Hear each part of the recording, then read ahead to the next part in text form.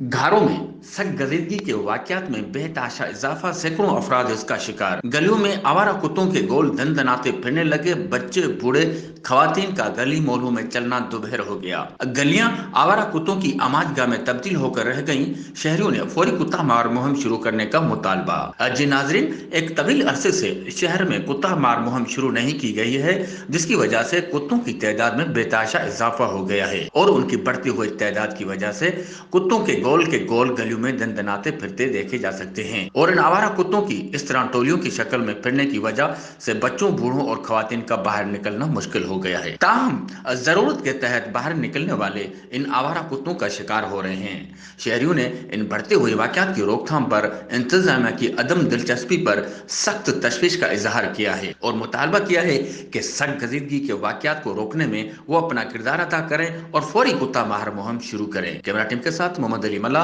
राज news, घारो।